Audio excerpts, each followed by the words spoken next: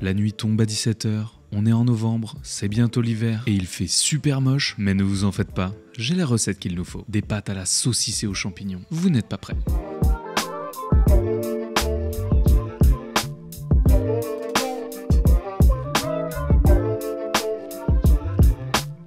Et oui, aujourd'hui on se lance sur ma version des pasta alla norcina, accent en carton.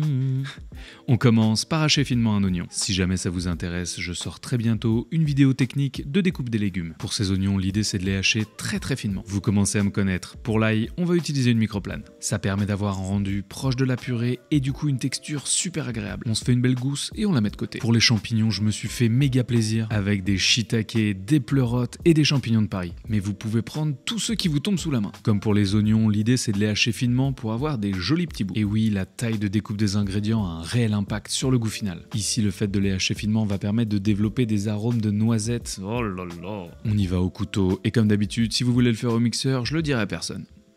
On met de côté tout ce petit monde et on va passer à l'une des pièces maîtresses de la recette, les saucisses.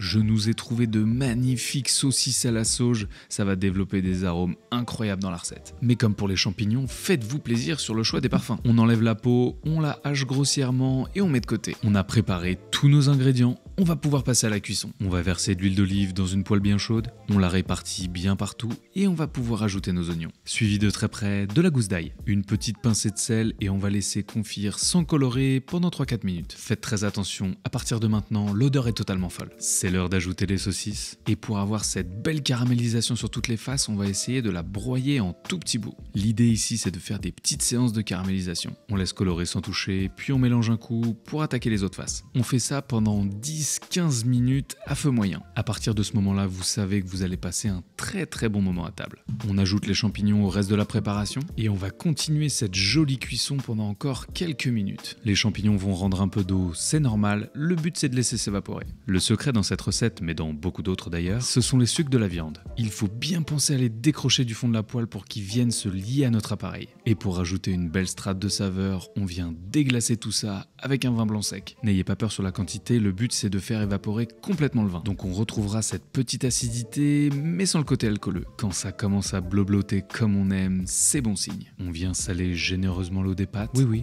généreusement. Pour aujourd'hui, je vous conseille des pâtes creuses, cela permettra de bien accueillir la sauce. Oh, le shoot à 3 points. Pensez à bien mélanger au début pour éviter que ça accroche. Pendant ce temps-là, le vin s'est bien évaporé. Et attention, nous allons ajouter une magnifique crème de Bresse. Elle supporte hyper bien la cuisson et en termes de goût, c'est incroyable. Vous pouvez la jouer avec de la ricotta, mais je préfère la crème fraîche. On poivre généreusement. On mélange bien tout ça pour incorporer les saveurs. Moi, je vais même rajouter un peu de crème fraîche pour avoir une belle texture. Comme elle va réduire, ça va concentrer les goûts, ça va être complètement dingue. Comme dans beaucoup de recettes, le temps est votre allié et en laissant compoter gentiment, on aura une texture incroyable. Histoire de rajouter du soleil dans nos bouches, un peu de piment d'Espelette. Je sais pas si vous savez, mais j'adore le piment d'Espelette. Une très belle louche d'eau de cuisson pour lier l'ensemble, un déluge de parmesan et n'hésitez pas à rajouter un peu d'eau de cuisson avant l'arrivée des pâtes. On veut un rendu vraiment très onctueux. Quand les pâtes sont parfaitement al dente, on les ajoute à la sauce. Je vous conseille d'investir dans cette petite araignée, ça change la vie pour les pâtes. On mélange vigoureusement l'ensemble. Il faut que la sauce vienne se loger partout. On s'entraîne au petit coup de poignet. C'est gratos, mais ça fait toujours plaisir. Oh yes! C'est le moment d'inviter vos convives à table, car oui, les pâtes, ça se mange tout de suite. 2 belles louches dans une assiette creuse, 3 si vous êtes un petit gourmand. Et si vous êtes un maxi gourmand, vous pouvez même ajouter de la truffe noire. Mais attention, c'est facultatif. Je vous jure que sans la truffe, c'est déjà le futur. Ok, c'est magnifique.